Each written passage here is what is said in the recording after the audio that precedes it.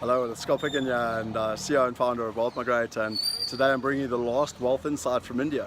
So you can see I'm standing outside the Osho International Meditation Resort, and today's wealth insight is one that you're not supposed to tell anyone about, but it's breaking the rules. You know, it's really interesting for me when I look at most successful people out there. It's the people that break the rules that ultimately change the world for what we need. And this very man behind me here, Osho, I mean, you can go and watch the documentary called Wild Wild Country. That's a little bit crazy, to be fair.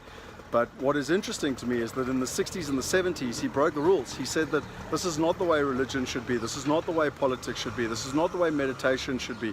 And he stood up for his beliefs. And today, you know, his legacy died in 1990, and today his legacy is still very strong and has built a multi-million-dollar company that's still thriving in his excellence. And it's interesting because there's a plaque up on his wall, and it literally says Osho the Rebel.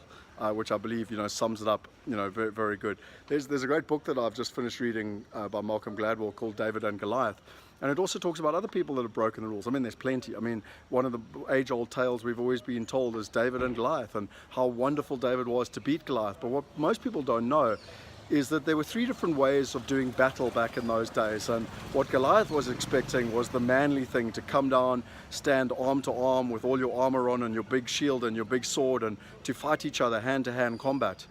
Whereas David was a shepherd, and so he played by different rules, and the logic there was get a stone, stand as far away as possible and aim for the head, and don't get anywhere near the big sword and the big shield. And it's fascinating. He broke the rules, and you know, legend tells the rest. You know, David beat Goliath. Another great story, you know, in this book, it actually talks about the 5 things that you need to be an entrepreneur and you know, someone who's going to create wealth, and talks about neuroticism, extravision, openness, conscientiousness, and agreeableness. But the 5th one's the one that I want to talk about, because it says crucially, innovators need to be open, but most importantly, they need to be disagreeable.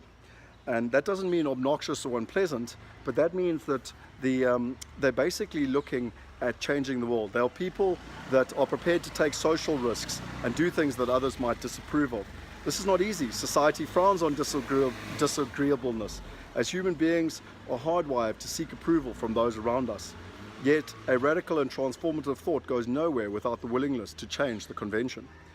And then, as George Barnard Shaw said, the reasonable man adapts himself to the world. The unreasonable one persists, trying to adapt himself to the world, trying to adapt the world to himself. Therefore, all progress depends on the unreasonable man. And there's a classic story here of the guy in the mid-1950s that started IKEA. His name was Kamprad.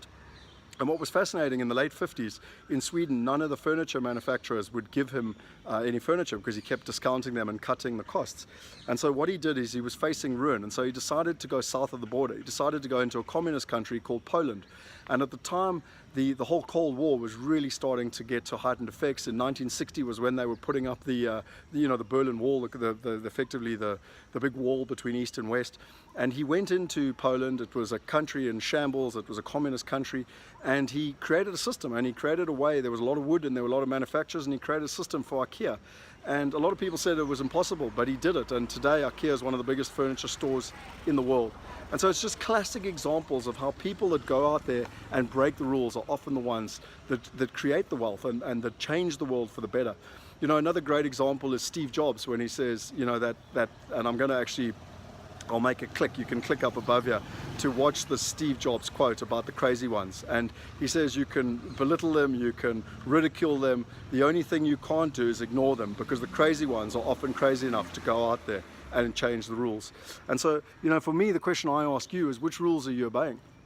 And there's a great book that's come out called New Power. And what most of us are doing is that we're listening to the rules of the old world. Society, religion, politics, it's all the old world rules, and yet there's new power rules now, and we need to be aware of those new power rules. We need to be challenging ourselves, and we need to be breaking the rules. And you know, I wrote myself a poem a while ago, a couple of years ago, and I said, who made the rules? The people that made the rules said the world was flat. They said that we couldn't fly, we couldn't go to the moon. They said that women couldn't vote, or that we couldn't have an African president of America. Forget the rules. Follow the laws of nature and you'll find your destiny. And so this wealth insight is a challenging one. It's not the one you're supposed to be speaking about. You know, when I tell my son who's 6 years old, rules are for other people, people think that I'm a lawbreaker. That's not the case. I just don't believe that all rules are right. I just don't believe that all rules are made within the best interests of society and of yourself. And that's why I believe in following the laws of nature. And so, that's this Wealth Insight coming live from India. If you enjoyed it, subscribe to the channel, share it with your mates. We want to empower 1 billion people. I can only do it with you. And also take a look at some of the things that we bring out now, like the inner circle and the masterminds, so that you can get closer, you can learn more, you can be part of the community, but most importantly, you can fulfill your destiny. Cheers.